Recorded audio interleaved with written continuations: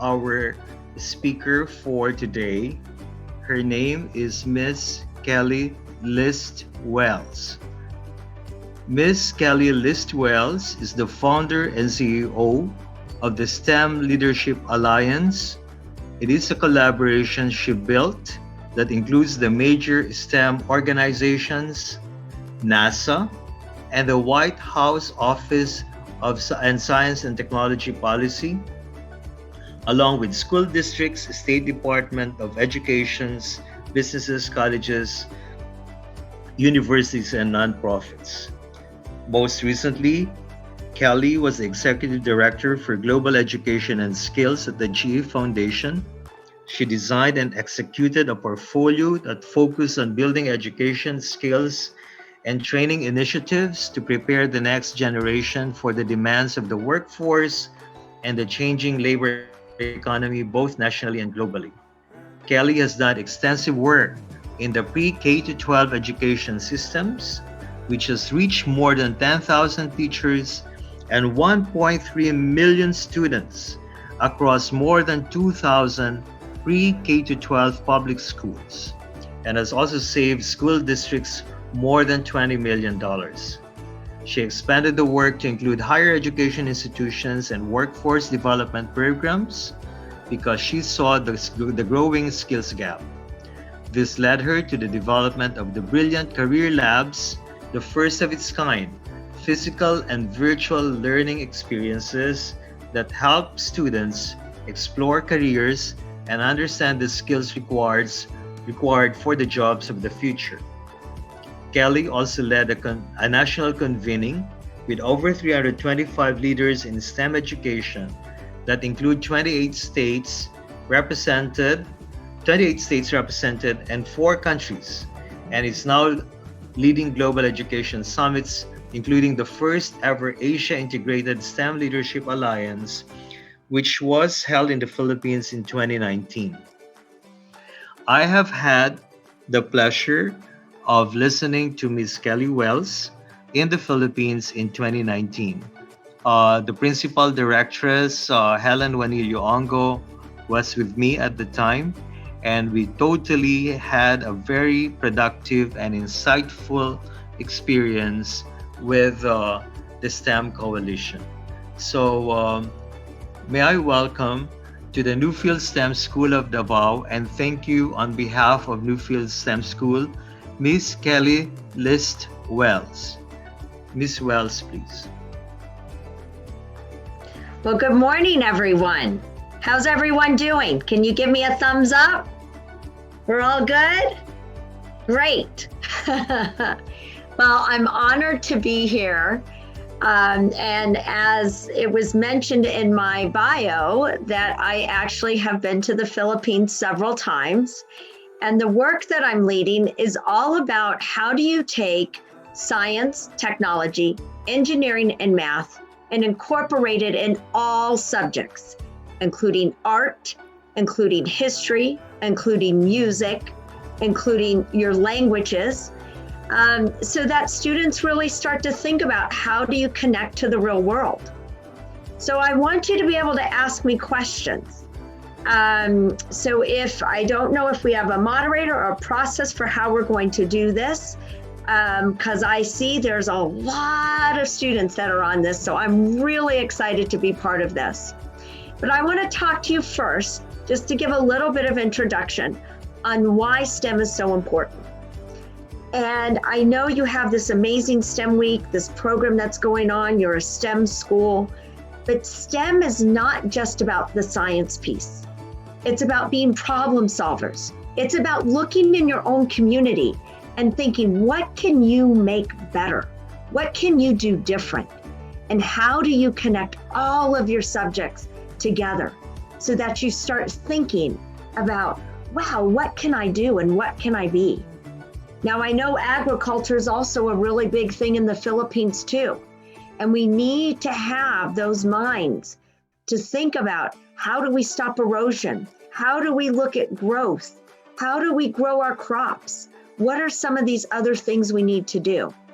So I say all of that because that's really what STEM is about. STEM is about connecting your classroom to the real problems within your home and within your local community. Now, I got into this because I deeply care about education. And I started on a mission to work with school districts, not just in the United States, but around the world, so that students had more opportunities, more books, more learning, working with your teachers, building their capacity, and making sure they have a deep understanding of how to connect the subjects, how to work together on this. So when you think of STEM, does anyone want to, I don't know, do you want to chime in and ask me some questions, or tell me, what do you think about STEM right now? You can always raise your hand and I can select you. Okay, do I have Princess here? I'm going to ask you to unmute. Hello, can you hear me? Yes, I can. STEM is fun and it is good for children to learn there. And I like STEM because you have to solve, and you can also have fun, and there's a friendly competition. That's right, and it's so important. I love how you talk about a friendly competition. I heard just the tail end of that before, but that's what it's about. It's not even just the competition, it's about building a collaboration, because you may have one idea, but another friend might have another idea. And when you put those ideas together, you can solve the problem, right? So it's all about, how do you work together? How do you build collaboration there? So what questions do you have about STEM? And I'm going to go through the slides because I'm going to see who else is raising their hands. Keisha, I'm going to ask you to unmute.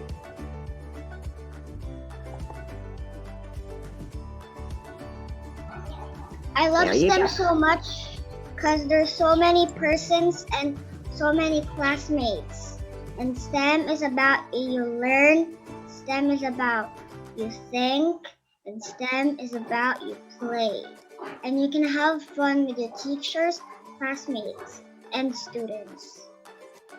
I love that. One really nice STEM project that you could always do is take a coin that you have and see how many drops of water can land on that coin. And that's something that you can do right at home right now, even in a virtual learning. And there's a lot that you can learn about that, because then you can study, first of all, how many drops, so you can look at the mathematics that's involved. You can also look at, well, what is the material of the coin that's made? Do some coins hold more water than another? In the United States, for example, we have a coin called a penny, and the penny is made of a product called copper.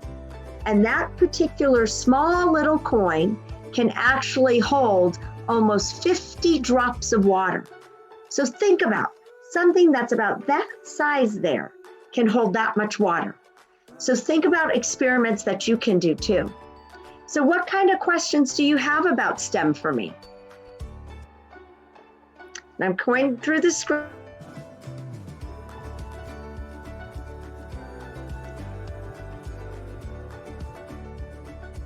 It just takes some, oh, I see Lila here. I'm going to ask her to unmute.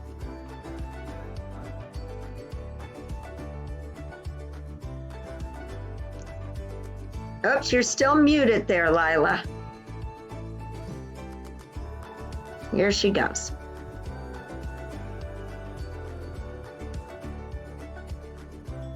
No, we're still not hearing you, honey. Do you want to?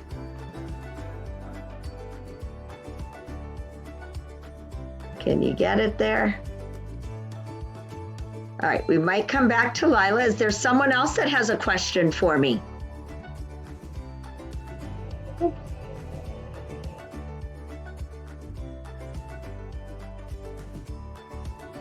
No? Who else has a question there? Oh, I see friends there.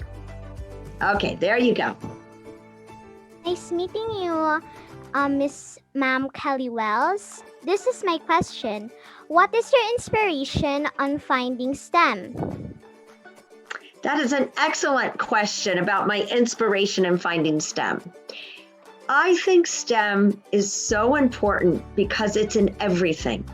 Everything you do involves STEM. So whether you're cooking, whether you're a scientist, whether you're an astronaut, or if you're working in technology, in business, or in education, the whole world around us involves STEM. But you know what also it does? It makes us problem solvers. It makes us critical thinkers. It makes us challenge ourselves to do new things and to explore new ideas. You know, we didn't get to where we are because no one was willing to take a risk. We got to these places where, look, we're all using technology. This is all because somebody had an idea and tried it. And they said, I think I'm going to test to see how that works. So here, whether I'm using my iPhone and I'm testing that, that's a development idea. So I love when we think about STEM, not just about science, technology, engineering, and math. I like it when we think about STEM in terms of what I read, what I write, the math, the art, everything that's involved. So one thing for all of you that you can also do is to create a STEM notebook. You put your thoughts, your ideas, you cross things out, you write ideas down, but that's how you get to be better in terms of thinking about that progress and how am I going to be using STEM in the future? What am I going to do to make it really exciting there? Other questions that we have. Give me a moment, I'll keep going through. I see a hand here. Shandy? Good morning, Miss Kelly. Well, how do STEM explore new things? How does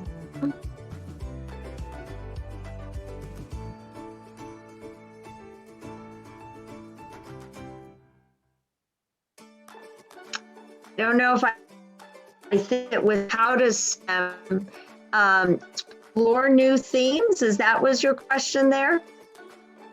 Okay, so you know what's really fun about STEM is I want you to look around your house, look around your community. Is there something you'd like to fix? Something that you'd like to make better? That's what STEM is about.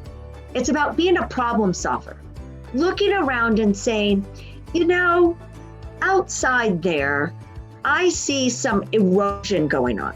Meaning the soil might be, the rain comes and you get a lot of rain there. The rain comes, it washes away the dirt and the sand, and that's not always helpful. So what can you do to be a problem solver for that? That's why I like STEM, because it challenges us. It makes us not look at things and accept things as is, but it forces us to think about how can we change things? How can we make things better? So that's where I get excited, because I want to see the evolution of STEM, and all of you are going to be leaders in STEM. You all have that potential there. And if you look around your house, your neighborhood, your community, there's always something that can be improved upon. Other questions that we have there. I thought I saw another hand.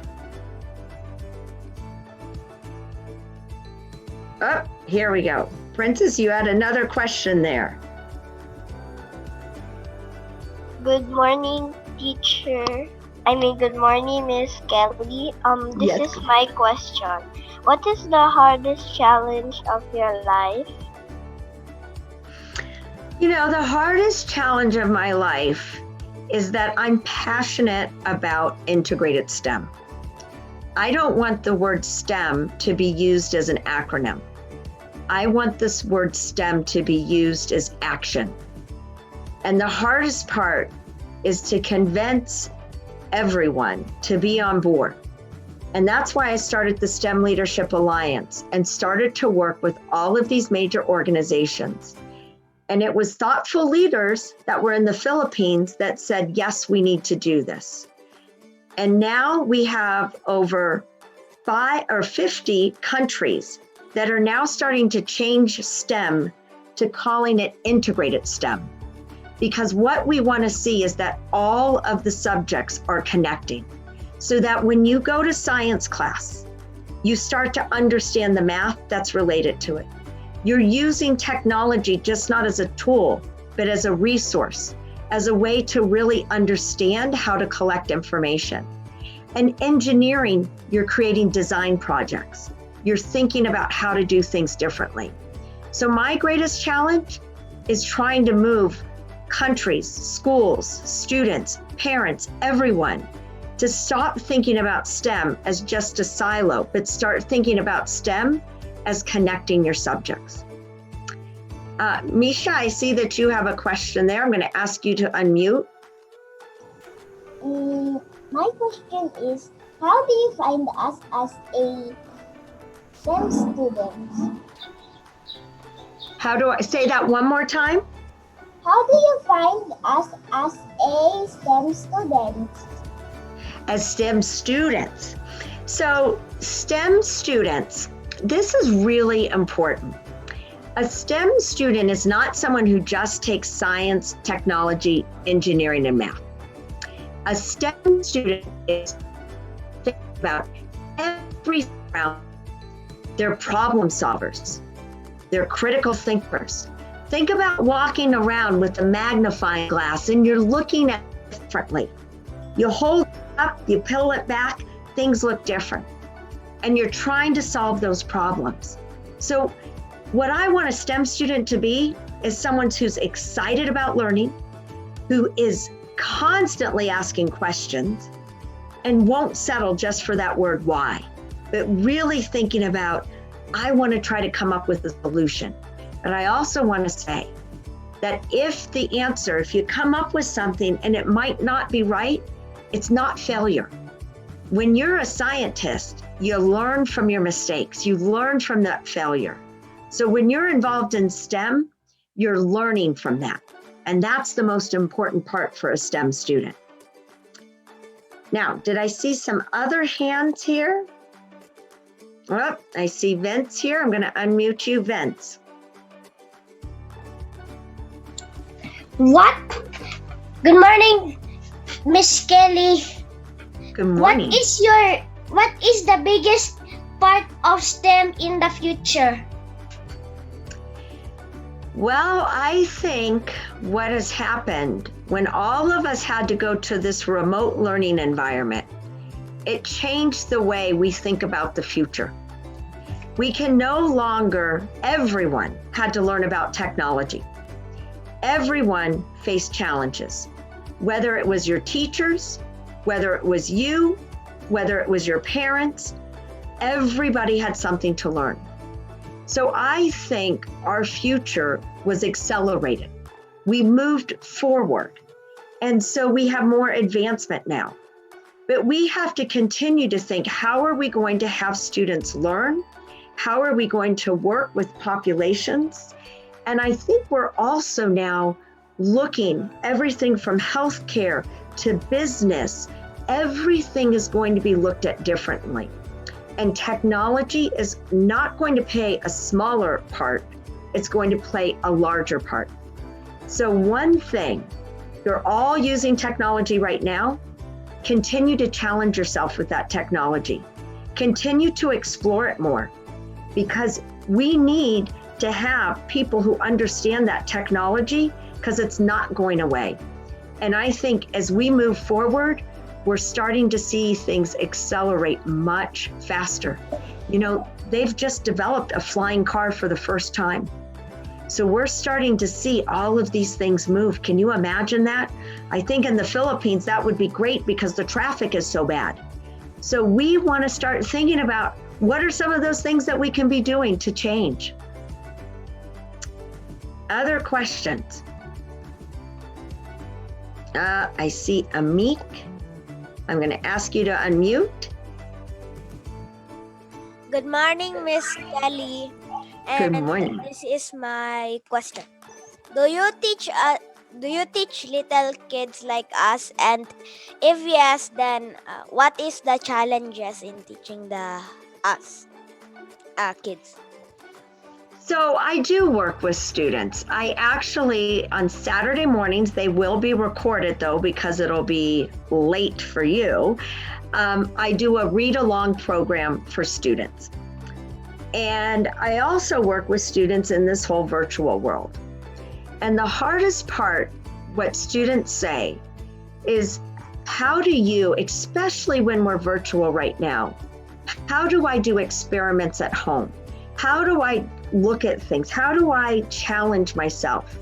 And how do I not just sit in class and go from class to class to class, but how do I start to connect my subjects?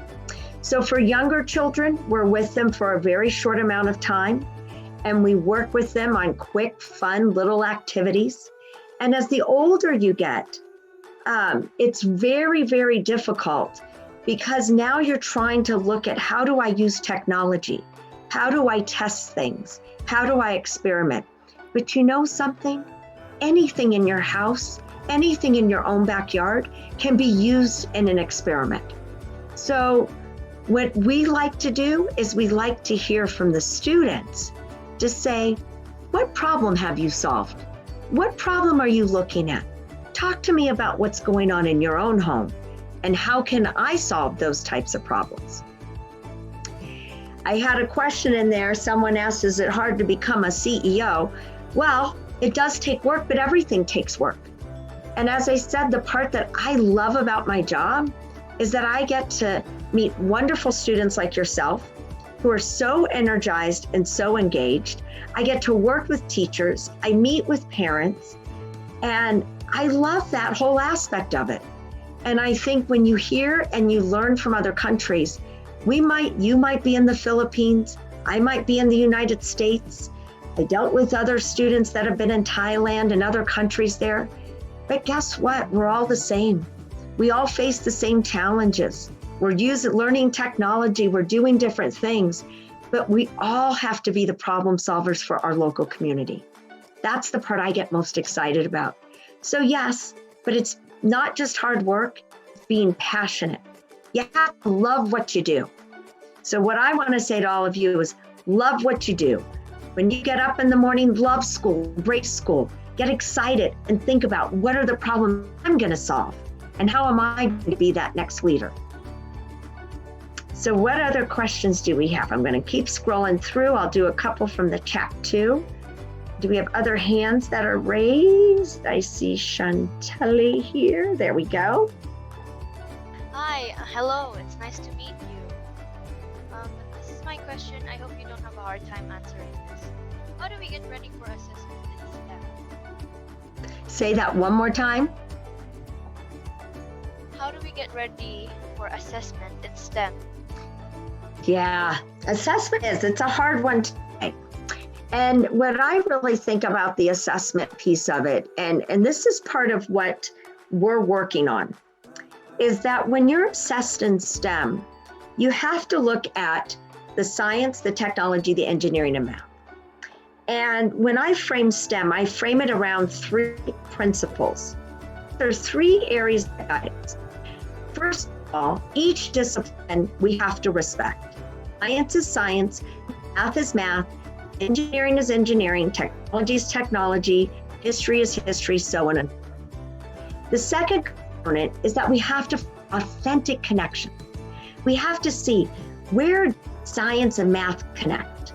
You can't put a square peg into a round hole. That doesn't work, but you have to find those authentic questions there. So connections there. Once you start to do that, the assessment piece should start to build out of that. The assessments should start to connect to your real learning. And it shouldn't always be that teaching for the assessment, but it should be love of learning. You are thinking, problem solving. You're thinking beyond just the project you're working on, but how do you make it bigger and better? So assessments are a way of life, and it does provide the opportunity to say, what do we know and what don't we know? And if I don't know something, how do I work on that? How do I improve myself with that? Now I see another question there that asks, how do you handle difficult things when you were a student?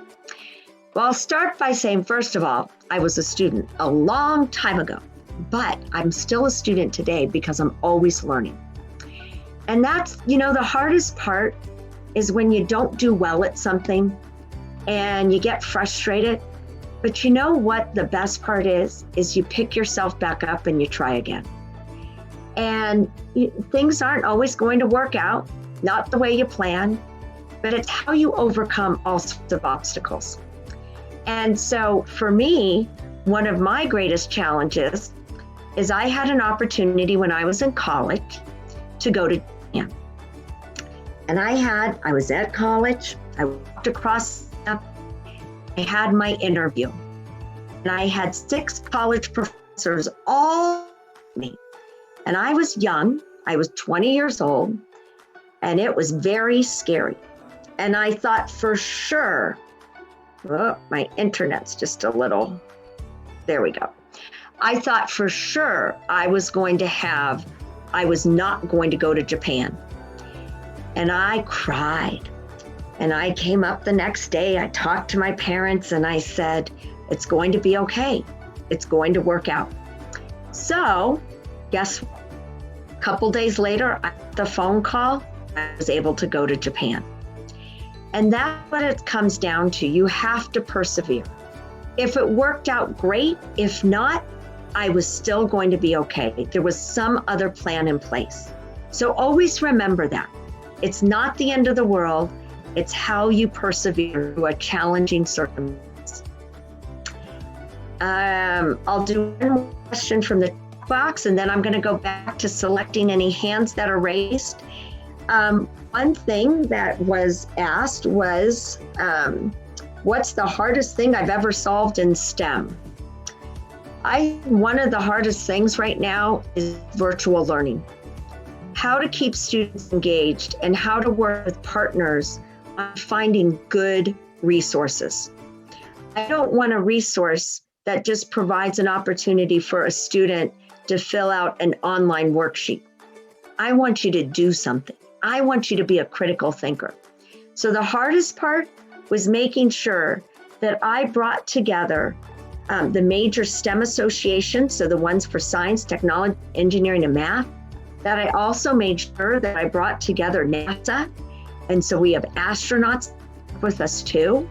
And then making sure that I had the White House, their Office of Science, Technology, and Policy, but making sure I brought together businesses, nonprofits, community leaders, so that we could really talk about how are we going to make this interactive learning really work. We're going to do experiments. What do they look like? And how do we know if they're quality? So I'm still facing that challenge because sometimes here in the United States, some kids go back to school, then they're in person, and it's just been back and forth, and that's hard. So we're just trying to work with everyone to kind of continue to make sure that we're getting the best resources that are fun and exciting. So that's the challenge there, and I'm still working through that challenge. But you know what? I love it because every day I get to kind of test myself. So let's go back to hands. Let's see if there's other questions. Gavin? Good morning, Miss Kelli Wells. This is my question. What is the most exciting experimentation you have experienced in STEM? Ooh, that's a good one. I would say there were 2. There was one that we did with a bunch of teachers, and they in turn did this experiment with the students. And the first one was building a roof to a house and using everyday products. And the goal was to see if you use sticks, if you used branches, if you used different kinds of products, but students had to bring them from their home. And then we did a water challenge, and you had to pour water onto these houses. And the goal was to see which houses could sustain the water, how much water could be sustained, and what would cause the collapse. But what was even more fun about that experiment is that we then had a roofing engineer, someone who did this for a living, who talked about the structure of a house, who talked about here's what's important to have a strong, sustainable home. The second experiment that I really liked was one with roller coasters, because I just thought that was really fun. So building a roller coaster and taking a marble and getting it to loop around. And then what we did is we had someone who designed roller coasters come in and tell us what we did, what worked, what didn't work, and the experiments. But we had hats on like construction workers, and it was really, really fun to do. And again, in groups and so one idea, student, it was wonderful. So I another hand.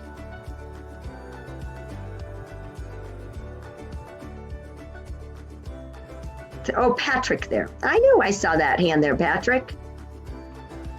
Are you a teacher in STEM? So I was a teacher in STEM. I am now teaching teachers about STEM. So I now work with countries. I work with country education leaders. I work in the United States. I work with state leaders. I work with colleges and universities. But right now I'm trying to teach everyone on not to think of STEM in terms of just science, technology, engineering, math, but thinking how does that connect to art, to agriculture, to your history, to music? How does STEM interact and connect to everything?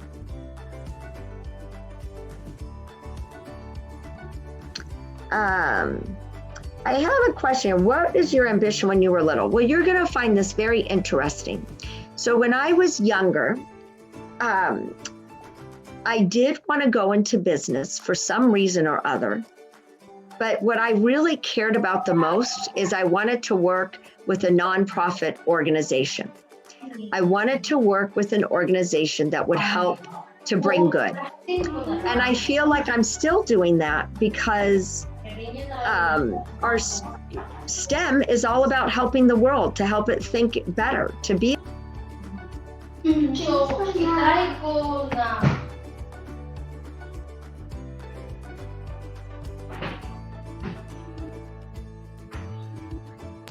Sorry, my system just decided to mute. So I really wanted to think about how to make the world better. And I was very, very fortunate to be able to be in a job that I could actually help and to help us think differently about STEM. And so I love what I do, and I love getting up every day and doing what I'm doing. So, Sovereign here, I'm going to unmute you. Oh, there you go. Hello, Miss Kelly. This is my question to you. What really drove you to become the person you are today? Well, I think I have an amazing family that's very supportive. And I also just had wonderful opportunities, and I just worked hard at what I did. And so it wasn't always about maybe having the best grades, but it was always about I worked really hard and I persevered and I stayed with things. And so, you know, that saying, if at first you don't succeed, try again. That was me. I tried and I tried and I tried. And when you do that, you improve yourself and you work really hard and you get to do things that you could never imagine. And so I would say what made me who I am is my wonderful family that was around me, that believed in me and instilled in me that you could do anything. And even today, I have amazing friends. I have amazing people that surround me to always make sure that you're doing your best. So that's something that I want to say to all of you, to make sure that you're always doing your best. A question came across is, what qualities do STEM students have upon graduation at the different levels in education? In the early grades, what you want to see, we want you to be explorers. We want you to ask why. We want you to try things, look at things differently, right? Read books, have stories read to you, learn about scientists, learn about the great people who've developed things around the world. Then when you get into these older grades, then it starts to come, let's really understand. So if you're talking about erosion again, or a flower, and you're talking about the petals and the leaves and the stem and how the sun and the water and all of that works, well, how does that also translate to other things? How does that, if I look at that, wow, what does that flower tell me? What can I learn about that? So then when you get up to the next level of grades, that's where you start to really have to look at those connections. So some of it might be first understanding the subjects, but then the challenge becomes, how do I draw those connections? And as you continue to move on, and whatever career path that you go into, it's by being able to build upon your knowledge year after year. And sometimes it might be looking at the ocean and the water and how do I control that seaweed? Do I have an invasion of a species that's growing? Those are the kinds of things you want to think about. So at each level of school, you start with the basics, but you build upon that knowledge every single year. And if there's others that do want to answer, please, I see this. Give me 1 second here.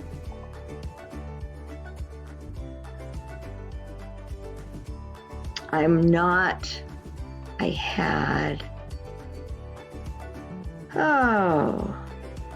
just scrolling through the pages, so you have to. I like this question. What would you do if you lost all your work and no one could help you? I have been there. I've worked on a project before and had to start from scratch because everything I typed in was gone. So this is a true test of perseverance. So was I upset? Absolutely. However, I didn't allow that to get me down. I instead said, you know what? Fine. I start from scratch. I look at my knowledge that I've learned, and I make that decision to say, I'm going to just start over. And it's not the easiest thing to do. It's very difficult to do. But if you work really, really hard at it, and you just stay the course, sometimes you find out new things that you didn't even know from the first time you did it. So yes, it's hard. Yes, it's challenging. Yes, it's frustrating and you want to cry, but you know what? It's going to be okay. Because sometimes when I had to rewrite my work, my second round of work was much better than even my first. So it is okay. Someone asked me what was the biggest sacrifice I've made for the STEM Leadership Alliance. I would probably say sleep at some level because I'm up at all hours of the day and night. I believe in this so much that I never say no to an opportunity to work with teachers, to work with students, to work with any organization that cares and is passionate about STEM. Because as I said, I want to change STEM from being just an acronym of science, technology, engineering, and math. I want it to become about how do you integrate it across all of your subject areas. Okay, I'm going to look for another hand. Oh, let me go. All right. Andy, there you go. Do you think, how can we help people by being a STEM students? Well, you know, all of you right now are STEM students, right? But what's really exciting about this is you have the leader in your community, in your school, the knowledge that you're taking right now from thinking about STEM you're not thinking about STEM just as STEM alone.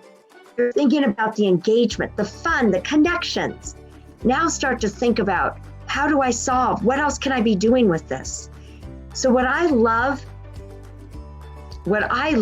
about STEM and for STEM students is that you're getting a gift that you are able to take with you wherever you go.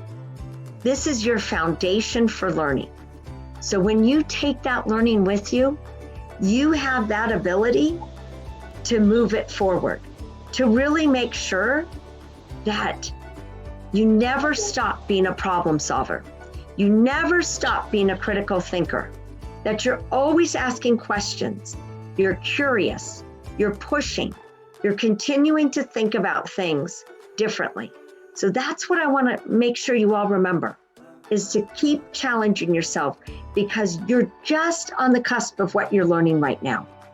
And so there's just so much more. So I'm really excited about that.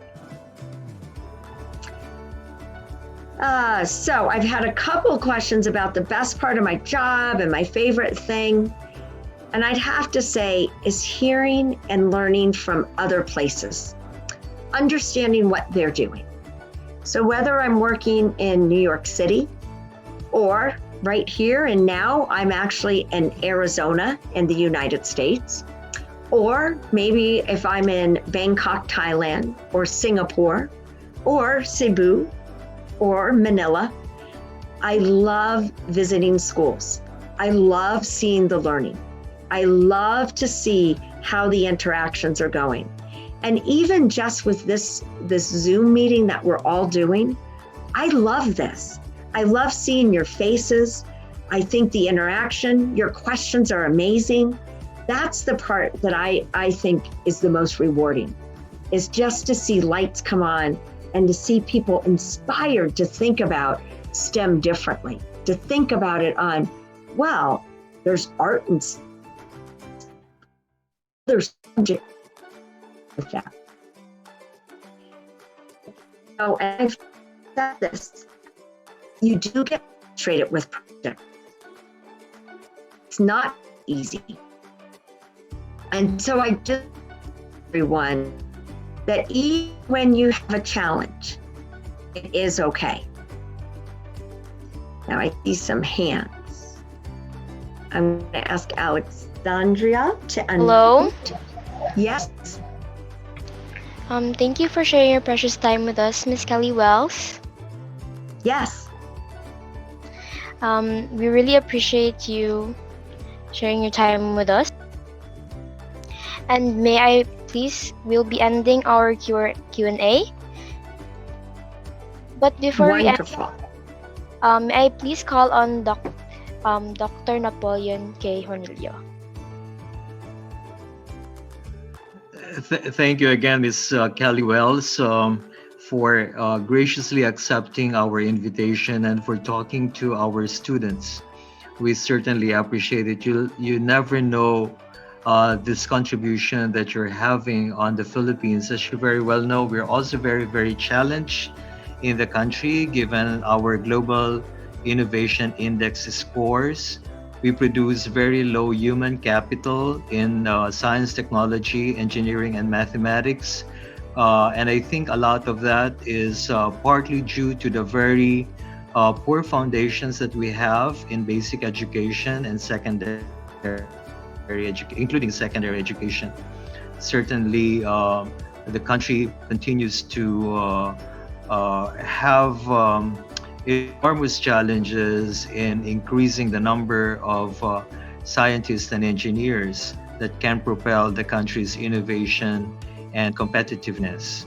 And so by talking to our children and giving them this very, very important, imparting on them this very, very important messages on critical thinking and curiosity and interest-driven learning is very, very important to us. You know, I am a product of the United States. I lived in Ithaca, New York for many, many years. Went to Cornell and also taught as I was a professor at the University of Illinois at Urbana-Champaign.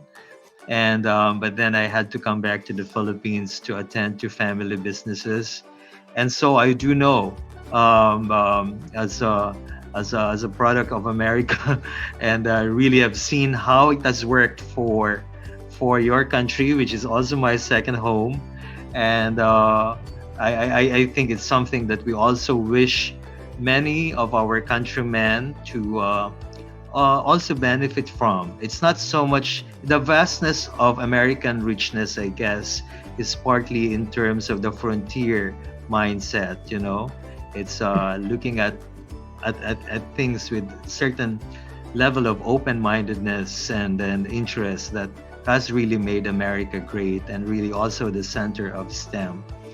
And so I am also the founder of the Institutes for Research, Innovation, and Scholarship, which is really a group of a lot of American educated scientists who came back to the Philippines from Harvard and Stanford and Berkeley. And so we're all doing this as well for the country. And so we will probably be in touch with you as well, Miss Wells. I'm a very good friend of the Monterolas, Chris and Sherry Lynn. And yeah, and so yeah, because we want more inputs from you. And so I've heard you talk, and that was a very helpful, very well organized event that you had in Cebu. And so yeah, so thank you very much for your contributions today, and also for your contributions to our educators. It really means a lot to us. So thank you. And on behalf Well, of my thank you. sister, Helen Wanilio Ongo, who's also the prime mover and energy behind all of this, yeah, thank you. Yeah. Well, thank all of you. It was just an honor to be with you. I know you're all going to do great things. And for the educators, as well as yourself on the phone, we'll be doing a virtual summit July 13th and 14th. And then hopefully we're going to be back in the US for 2022. So we'll keep you abreast of that to let you know. So That would be, yeah, that would be yes. wonderful. Yeah. But I can't wait to see what happens with all of the students there. You're all the STEM leaders for the Philippines, and I expect greatness from all of you. So thank you. Yeah, in fact, Miss Wells, one of the things that is coming up is that we do want STEM now, at least our curriculum, to revolve around some of the more salient experiences for these kids. So we want, so for instance, STEM to revolve around cacao. I don't know if you're familiar with cacao. So yeah, so because Davao is really, the source of cacao for the chocolate industry of the world. So we probably want to put the science around it so that they're much more, I must say, immediate experience for the kids right away. Yes. So those things, I love as well as coffee and coconut, something to rally around with. Exactly. I love it.